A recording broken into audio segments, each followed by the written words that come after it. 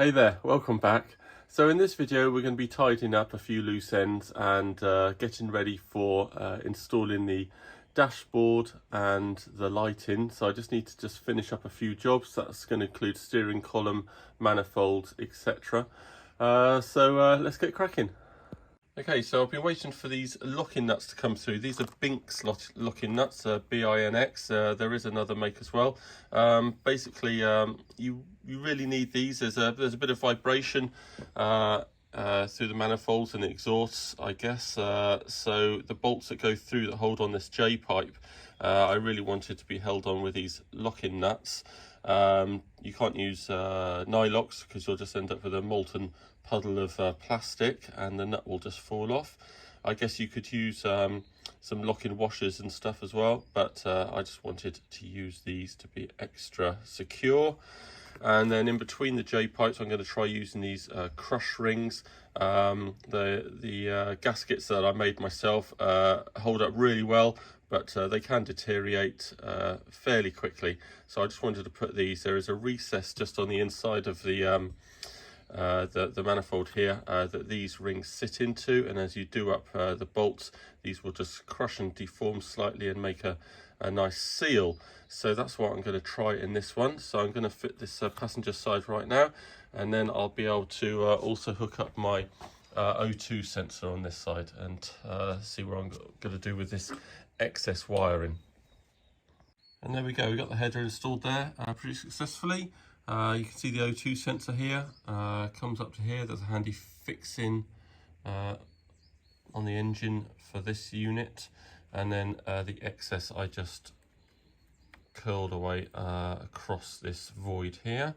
So that's all good. I did just throw a P-clip on here just to stop this if any slack drops down, because then it would add slack to the connection that goes right round to the front, you remember.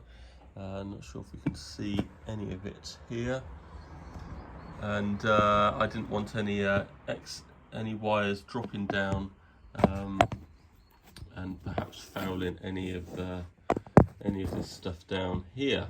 So anyway, so that's all good. So I'm going to go and do the other side now. I'm just going to raise the car and try accessing it from underneath as well. Of course, on this side we have to be fitting the dipstick as well, and you kind of have to do the two at the same time, because the dipstick needs to be just slackened off to allow the headers to fit in there. So I'm going to do that, tuck this brake hose out the way for a sec and see how we get on.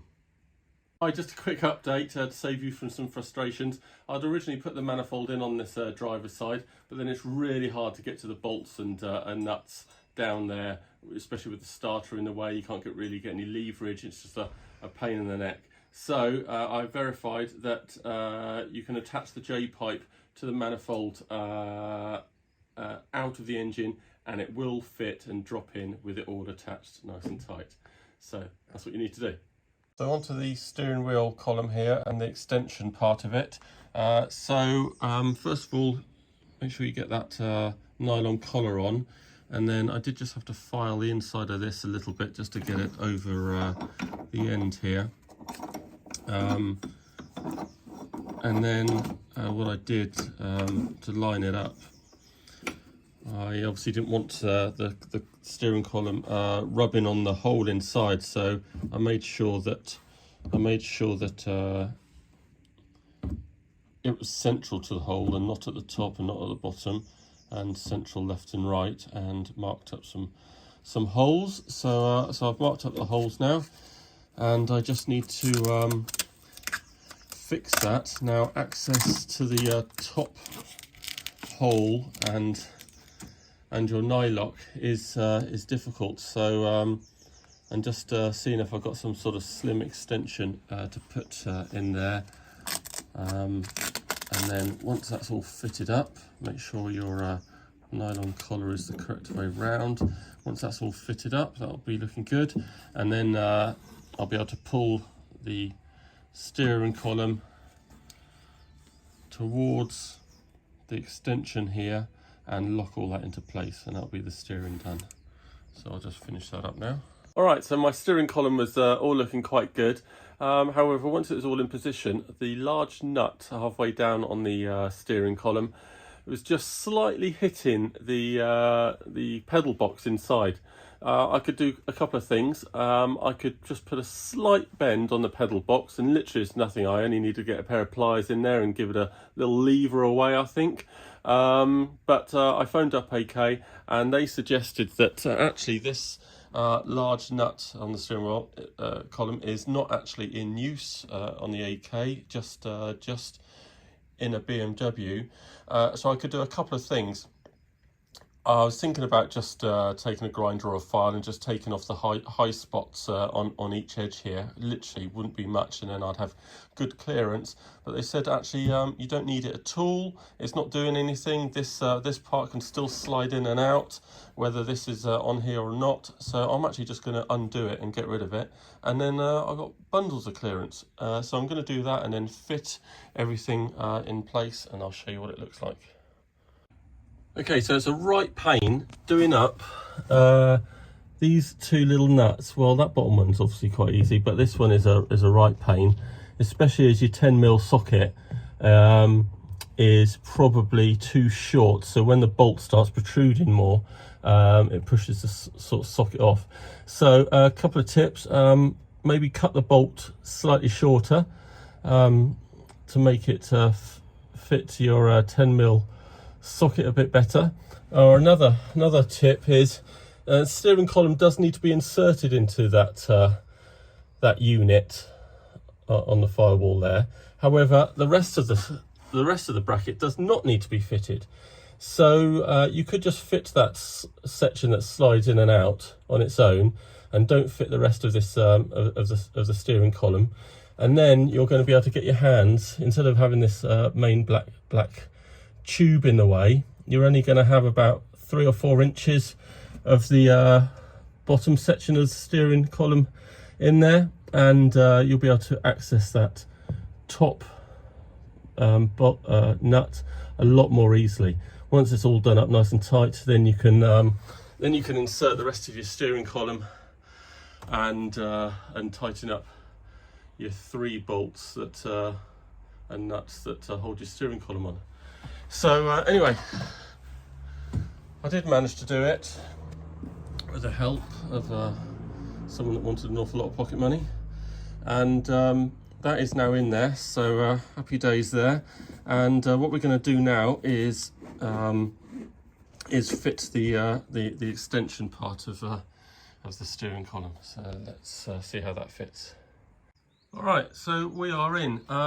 Put plenty of WD-40 on both ends, and make a note of where your flat spots are or where your bolts have to go through to lock into each end of the shaft, and you should be good. And I've got good clearance here. Everything misses. Doesn't matter if it misses by a millimetre, it still misses. But actually, I've got good clearance here, and the knuckle is quite a long way back, and I've got even more clearance than I had before underneath the heater hoses. So pretty happy with all that. Let's move on to something else. Okay, so onto the harness supports now. So first of all, we need to temporarily put them into the boot. Let me see if I can show you a little bit closer. It's a bit dark in there. Right, so we put them temporarily into the right position. Bit of masking tape up the back, and just mark where they would be sitting, because then what you want to do is remove the supports, and then we just drill in a small little 1 or 2 mil pilot hole pretty high up, because we need to kind of guesstimate the position of this top plate, which is where your eye bolts screw up into. So I'm going to make a little 2 mil hole so that I know the position of the supports, and then we can make another hole in the top lip. Let me show you there. So the hole will show me whereabouts the support is, and then I just take a line up, and then I can start doing a little finding hole up here to make sure I'm in the right place with the support, and gradually open it up. So let's see how I get on with that. So there we have my exploratory hole, and then I've made a hole up in the lip there of where I'm going to start drilling, and just see if I can capture that thread. Now the hole that you need is probably a little bit larger than you think, because it's not just for the thread of the your harness anchor bolt, but actually it screws up quite a lot further, and kind of the body of the anchor bolt fits up in there as well. But let's see how we get on with an exploratory hole. So there we go. With a little care and attention, you can make a searching hole and then widen it slowly. Look for the thread hole. You know, use a torch and everything, and just opening it up slowly and more slowly to get a nice good fit there. Now I'm going to make it just slightly bigger because, you know, in the height of summer or winter, things contract and expand. I wouldn't like any forces to be applied to the bodywork and any cracking to start once it's been painted. So I'm just going to give it, you know, like 2 mil all the way around. And you can see that the main body does actually sink up into the bodywork there. So also you need to be aware that perhaps you're having carpet fitted or fitting it yourself in the boot. So that's going to not really move the position of where this is, but it's certainly going to go up a little bit higher when there's a sheet of carpet or underlay underneath the mounting bracket in the boot. So just bear that in mind. So yeah, a good couple of mil hole all around I think would be good. You also want this this eye to finish when you're doing it up. You don't want it doing it up and it finishing there on the thread as tight. You want it pointing forward, because the harness fits onto this here. So if it's doing up and at an angle or something, perhaps you want to just put a really thin shim or a washer on here first, just so it changes the point at which this becomes tight, so that it is pointing forward like this. And of course, no matter who you're having the trim done by, AK or someone else, you get a little leather cover to go over your harness connection here. So you won't see any of this really. When you make a hole in the leather cover, make it as small as possible and just a little slit in it and squeeze the leather cover up over this this ring so that it hangs and stays in place. Don't make it too big, otherwise it will just drop and show the top of the ring there. So it just makes a nicer finish. So hopefully that gave you some tips how to fit the harness supports. Good luck. Okay, I forgot something. Your harness bolts, eye bolts, might be about this long, so you're going to have to cut them down. Obviously you want to cut them down not too much, so the thread goes all the way through the thread of the harness support. But you don't want it too long that when you're doing it up, it starts poking into the top of the paintwork, because that's going to cause a crack or more expansion and cause a little high point or something. So so cut it just to the right length, file it down just so it's slightly proud of the harness bar inside, but not touching the roof of the boot. Okay, and just to finish off the harness support fitting, these bolts do screw into threaded holes, but the instructions tell us also to fit nylocks. So you need to be reaching underneath here and fitting a washer and a nylock as well, and that's the supports finished. Okay, so moving on from the harnesses, I've now undercoated and top coated my wheel arches with the fiberglass paint, so we're looking good there. So I've been able to zip tie my cables up into place all around. That's good. I thought perhaps that these cables, as they stretched over, were tapping up and down on these on the boxes here. I don't think you'd hear too much over a V8 engine, but I've just slung in a P-clip there just to stop them rattling around or being able to scratch anything or get in the way, and stop a bit of chafing. Just need a volunteer to help me do that up. So I've done that on the other side as well. So that's looking pretty good. Just need to finish off my clutch line over there, but I've put on the label there, .4 fluid only, brake fluid. That's for Mr. IVA man, so don't forget to do that. So finally, after all this preparation, things are really picking up and it's finally looking like a decent car. Next up, we're going to do the windscreen and the filler and perhaps air vents, etc. See you again.